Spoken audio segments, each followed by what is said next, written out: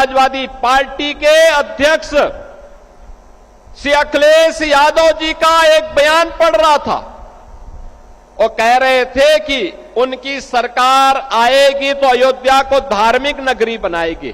अरे आप क्या धार्मिक नगरी बनाएंगे? आपने तो अपना इतिहास देखिए, राम भक्तों पर गोली आप ही के लोगों ने चलाई थी, आप ही की सरकार ने चलाई थी, समाजवादी पार्टी की सरकार ने।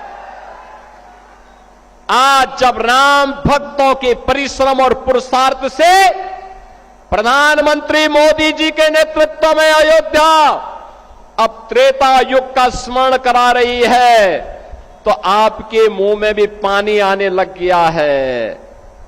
अरे भूल जाओ, आपने तो थानों में और जेलों में कृष्ण जन्माष्टमी के आयोजन को भी रोक दिया था, कांवड़ यात्रा पे प्रतिबंध लगा दिया था। जो आज जब हमारे जनप्रतिनिधि कह रहे थे ना कि हाथरस में 22 से ज्यादा मंदिरों का सुंदरीकरण हुआ, क्या यह समाजवादी पार्टी के समय में संभव था? क्या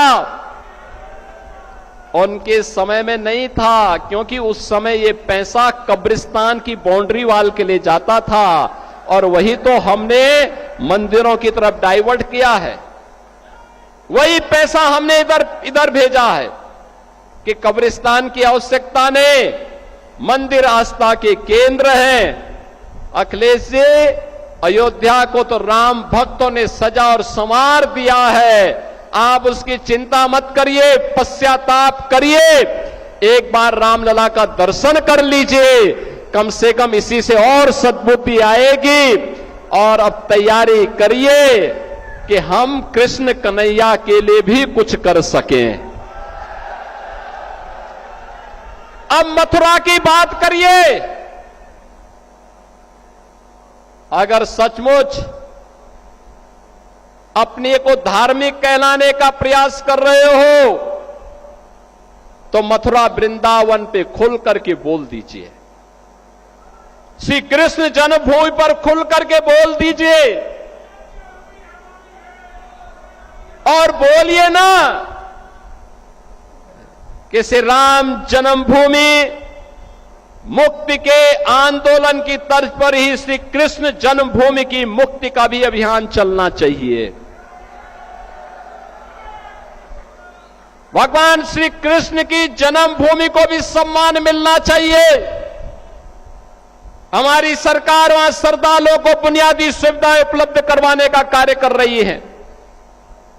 युद्ध स्तर पर हम प्रयास कर रहे हैं,